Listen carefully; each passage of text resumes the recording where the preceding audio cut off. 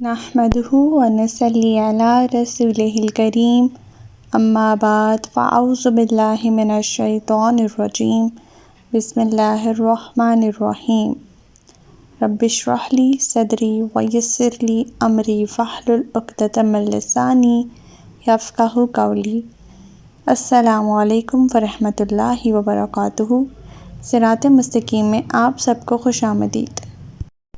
پچھلے سبق میں ہم نے سورہ یوسف کا باقاعدہ آغاز کر لیا تھا، جب اللہ تعالیٰ فرماتے ہیں کہ یہ کتاب کی آیات ہیں جو ہر بات وضاحت کے ساتھ بیان کرتی ہیں۔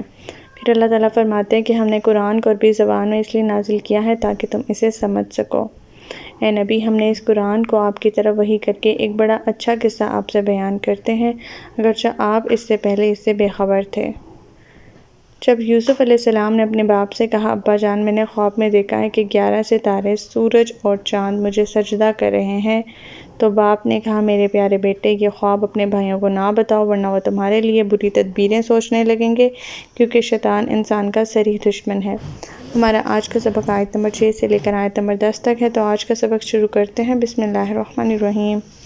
وَكَذَلِكَ يَجْتَبِيكَ رَبُّكَ وَيُعَلِّمُكَ مِن تَأْوِيلِ الْأَحَادِيثِ وَيُتِمُّ نِعْمَتَهُ عَلَيْكَ وَعَلَىٰ آلِ يَعْقُوبَ كَمَا أَتَمَّهَا عَلَىٰ أَبَوَيْكَ مِن قَبْلُ إِبْرَاهِيمَ وَإِسْحَاقَ إِنَّ رَبَّكَ عَلِيمٌ حَکِیم۔ اس طرح اس خواب کے متعلق تمہارا پروردگار تجھے دین کے لیے منتخب کرے گا، تمہیں باتوں کا مال یعنی انجام سکھائے گا، اور تم پر اور آل یعقوب پر اپنی نعمت اس طرح پوری کرے گا جیسے وہ اس سے پہلے تمہارے 2 باپوں یعنی ابراہیم اور اسحاق پر پوری کر چکا ہے۔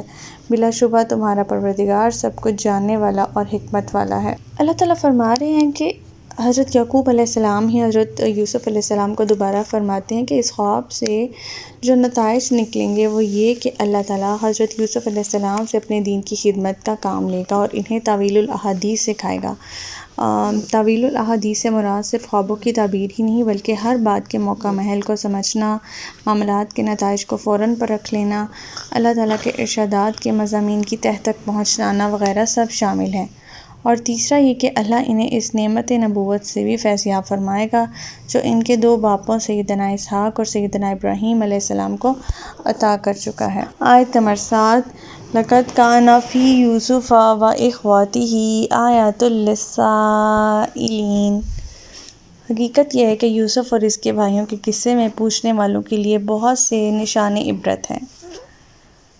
یہ پوچھنے والے کون تھے؟ یہ پوچھنے والے کفار مکہ تھے۔ انہیں یہ معلوم ہی نہ تھا کہ اس کے جواب میں جو سیدنا یوسف علیہ السلام اور ان کے بھائیوں کے حالات زندگی آئیں گے وہ خود انہی کے حالات پر منحصر ہونے والے ہیں۔ کفار مکہ اور برادران یوسف کا تقابلی مطالعے میں جو عبرت کی نشانیاں ہیں ان کا ذکر پہلے کیا جا چکا ہے، جو آیت نمبر 1 سے آیت نمبر 5 تک سبق تھا اس میں۔ آیت نمبر 8۔ إِذْ قَالُوا لَيُوسُفُ وَأَخُوهُ أَحَبُّ إِلَىٰ أَبِينَا مِنَّا وَنَحْنُ عُصْبَةٌ إِنَّ أَبَانَا لَفِي ضَلَالٍ مُّبِينٍ۔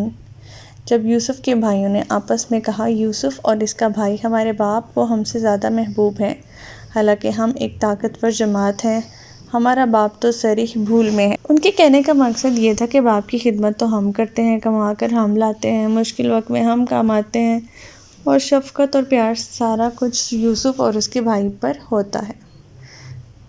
چاہیے تو یہ تھا کہ باپ کی توجہ ہماری طرف ہوتی، لیکن توجہ کا مرکز یہ دونوں بنے بیٹھے ہیں اور یہ ہمارے باپ کی صریح غلطی ہے۔ ضلال مبین کا دوسرا معنی یہ بھی ہے کہ ان حقائق کے باوجود ہمارا باپ انہی دونوں کی محبت میں ڈوبا ہوا ہے۔ آیت نمبر 9۔ نقتلوا یوسف أو اطرحوه أرضا يخل لكم وجه أبيكم وتكونوا من بعده قوما صالحين۔ لہٰذا یا تو یوسف کو مار ڈالو یا اسے کہیں دور پھینک دو، اس طرح تمہارا باپ تمہاری ہی طرف متوجہ رہے گا، پھر اس کے بعد تم نیک لوگ بن۔ اب باپ کی توجہ انہوں نے اپنی طرف مبذول کرانے کی جو ترکیب سوچی وہ یہ کہ کسی طرح یوسف علیہ السلام کو غائب ہی کر دیا جائے، یا تو اسے مار ڈالا جائے یا پھر کسی دور دراز مقام پر چھوڑ دیا جائے تاکہ وہ وہاں سے واپس نہ آ سکے۔ اسی طرح وہ اپنے مقصد میں کامیاب ہو سکتے ہیں۔ اب کیونکہ وہ ایک جلیل القدر نبی کی اولاد بھی تھے، اس لیے ایسے فعل کا ارتکاب ان کی ضمیر پر انہیں ملامت بھی کر رہا تھا۔ اس کا حل یہ سوچا گیا کہ پہلے اپنی خواہش نفس کو تو پوری کر لیں، بعد میں توبہ کر کے نیک بن جائیں گے۔ یہی وہ شیطانی چالیں تھیں جن کے متعلق یعقوب علیہ السلام کو پہلے ہی سے اندازہ تھا۔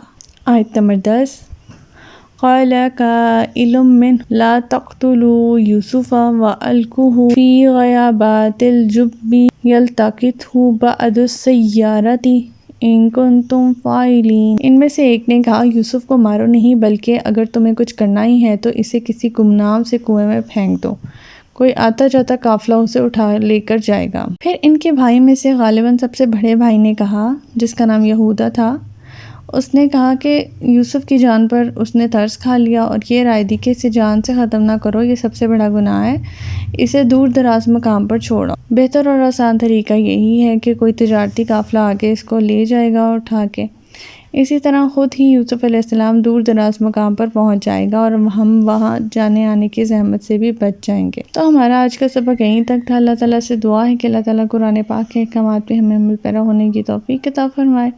اللہ پاک ہمیں ہدایت دے کہ جس کے بعد گمراہی نہ ہو۔